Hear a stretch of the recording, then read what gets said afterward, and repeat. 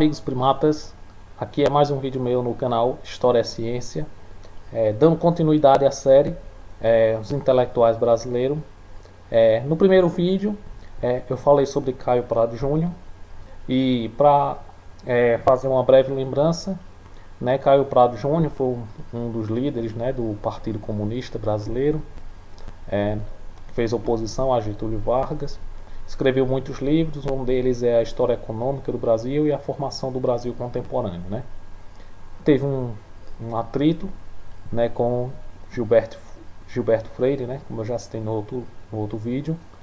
E é sobre Gilberto Freire que eu falarei neste vídeo agora, né? Este jovem que está aparecendo aqui no lado é meu sobrinho aqui, Fernando. Está aqui me ajudando aqui. Bem, agora vamos dar continuidade sobre o intelectual brasileiro, né? Comecei o primeiro sobre Caio Prado Júnior, agora sobre Gilberto Freire, né? Nosso conterrâneo aqui do nosso estado de Pernambuco. Gilberto Freire é um contemporâneo que vem da mesma época de Caio Prado Júnior. É um sociólogo muito importante. Sobre Caio Prado Júnior, eu já falei tudo, né? Mais ou menos, mais detalhado no primeiro vídeo. Mas sobre Gilberto Freire é interessante notar que ele era um homem que ele não tinha preguiça de escrever. Você pode ver os livros dele, Casa Grande Senzala e Sobrados e Mucambos, é gigantesco. E diga-se de passagem, é muito bom. Apesar de Gilberto Freire ser um tanto aristocrata, mas as obras dele são muito boas. Ele é um grande sociólogo, realmente.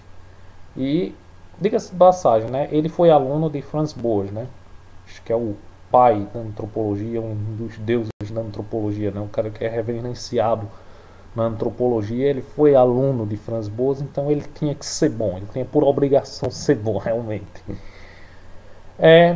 Gilberto Freire, eu acho o Gilberto Freire muito importante, principalmente no curso de História, porque Gilberto Freire, apesar de trazer essa questão aristocrata, como eu já comentei, ele foi muito importante porque ele coloca o seguinte,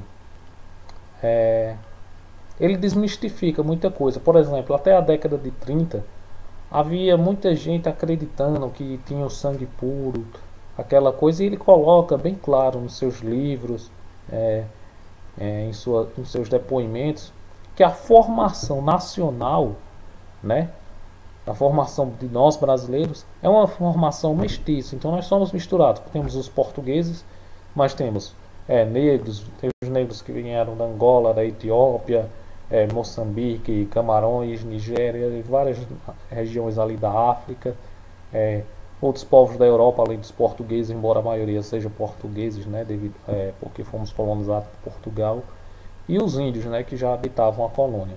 Então ele quebra todo aquele mito de que existia o branco que não era misturado. Ele coloca todo mundo misturado e ele pega jornais e artigos da época da escravidão, da colonização brasileira.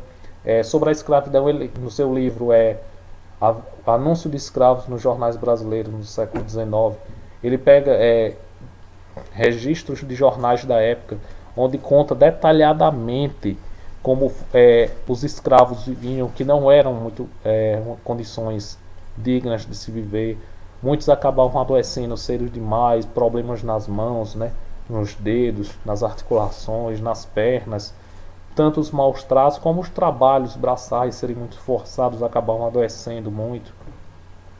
Então ele descreve isso muito bem e mostra como bem detalhado como era a descrição nos jornais da época sobre a fuga dos escravos e como os jornais traziam minuciosamente os detalhes dos escravos fugidos, e que na maioria das vezes eles eram capturados de volta, até porque tinha todo um sistema que favorecia isso, e uma sociedade escravista, e muitas vezes até pelo medo, porque se de repente você desse abrigo a um escravo e fosse descoberto, você tinha toda uma série de punições das leis da época.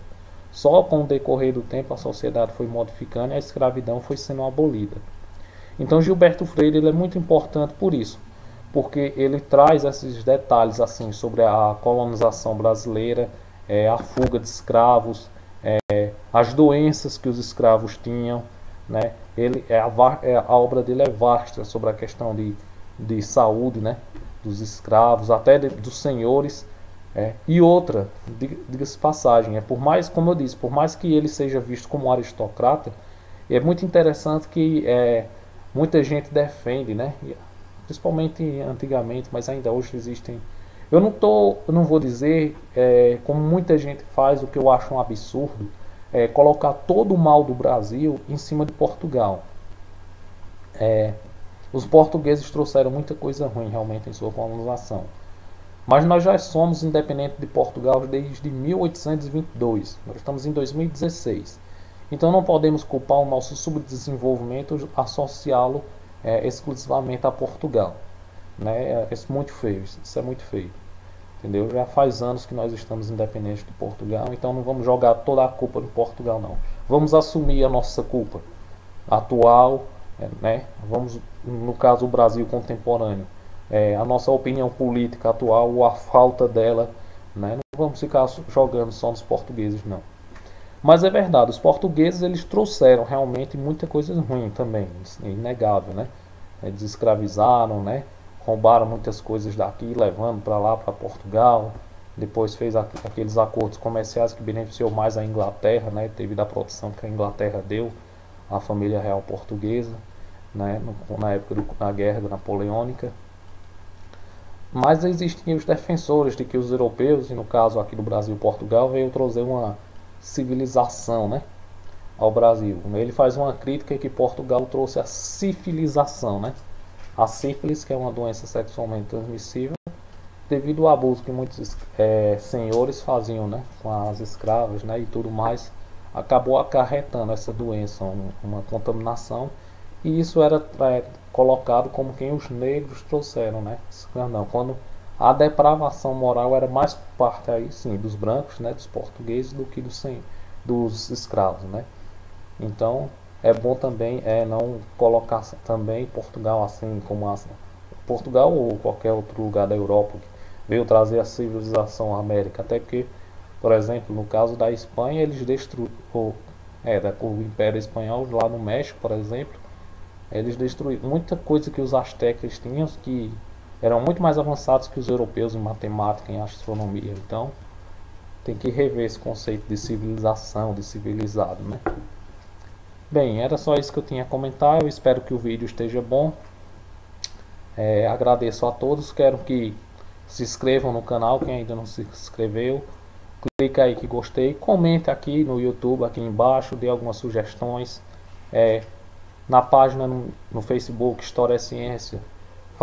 Faça comentários sobre o vídeo também. Perguntas sobre esse e outros vídeos. Sugestões e tudo mais. Obrigado. E até a próxima.